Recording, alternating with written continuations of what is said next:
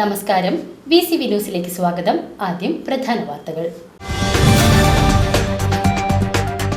DYFI Thrissur ജില്ലാ കമ്മിറ്റിയുടെ നേതൃത്വത്തിൽ ഗവൺമെന്റ് മെഡിക്കൽ കോളേജിൽ സംഘടിപ്പിക്കുന്ന മെഗാ രക്തദാന ക്യാമ്പ് മന്ത്രി കെ രാധാകൃഷ്ണൻ ഉദ്ഘാടനം ചെയ്തു. ഗവൺമെന്റ് മെഡിക്കൽ കോളേജ് ആശുപത്രിയിൽ ശസ്ത്രക്രിയകൾക്ക് രക്തം ലഭിക്കാൻ ക്ഷാമമുണ്ടെന്ന വിവരം പുറത്തുവന്നതോടെയാണ് 1000 ഡിവൈഎഫ്ഐ വളണ്ടിയർമാർ രക്തം നൽകുന്നത്.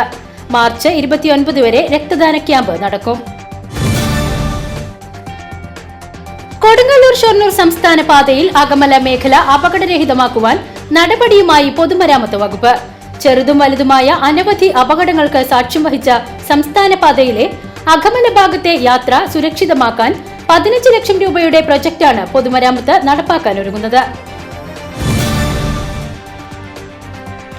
വടക്കാഞ്ചേരി ശ്രീ കേരളവർമ്മ പൊതുവായനശാലയും തപാൽ വകുപ്പും സംയുക്തമായി PM Suryaghar Muft Bijli Yojana registration camp സംഘടിപ്പിച്ചു. ഭാരത് സർക്കാരിന്റെ സബ്സിഡിയോടുകൂടി പ്രതിമാസം 300 യൂണിറ്റ് വരെ സൗജന്യ വൈദ്യുതി വാഗ്ദാനം ചെയ്ത് 1 കോടി വീടുകളിൽ സോളാർ റൂഫ് ടോപ്പ് പദ്ധതിയാണ് ലക്ഷ്യമിടുന്നത്.